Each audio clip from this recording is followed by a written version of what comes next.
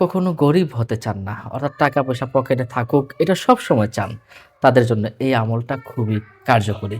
এবং যারা ব্যবসা প্রতিষ্ঠানে বা ক্ষেত খামারে আপনারা প্রচুর পরিমাণে বিক্রি চান এবং প্রচুর পরিমাণে ফল লাভ করতে চান এবং বিভিন্ন রকম ক্ষেত খামারে যারা করেন, ফসল ভালো তুলতে চান, তাদের জন্য এই আমলটা খুবই কার্যকরী। আল্লাহ সুবহানাহু ওয়া তাআলার একটি নাম হলো ইয়া রাজ্জাকু। আল্লাহ পাক এত পাওয়ার দিয়েছেন, আল্লাহু আকবার, আল্লাহু আকবার। এই নামের ভিতরে কি পাওয়ার! ইয়া রাজ্জাকু নামের অর্থই হলো হে রিজিক দাতা, দ্য প্রোভাইডার। সুবহানাল্লাহি ওয়া বিহামদিহি। এই নামটি আপনি যদি আরবিতে ইয়া রাজ্জাকু আরবিতে লিখবেন ইয়া আলিফ জবর ইয়া, রা জা আলিফ কফ, ইয়া রাজ্জাকু।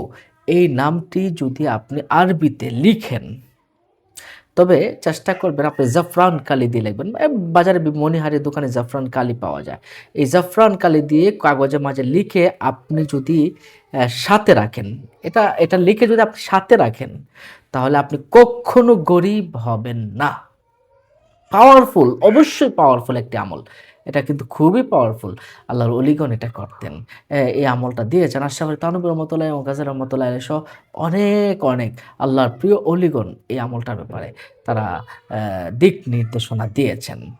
আপনি যদি ব্যবসা প্রতিষ্ঠানেও এবং ক্ষেত খামারেও যদি ঠিক সেম ভাবে ইয়া রাজ্জাকু এই নামটা লিখে রাখেন, তাহলে প্রচুর পরিমাণে ফ ব্যবসা হবে এবং ফসল উৎপাদন হবে।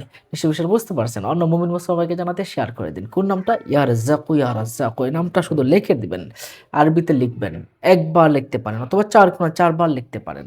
এভাবে লিখে আপনি টানিয়ে দিবেন অথবা আপনি সাথে রাখবেন। ইনশাআল্লাহ আপনি উপকৃত হবেনই ইনশাআল্লাহ। সম্মানিত দর্শক শ্রোতা, অন্য মুমিন মুসলমানকে জানাতে শেয়ার করে দিন।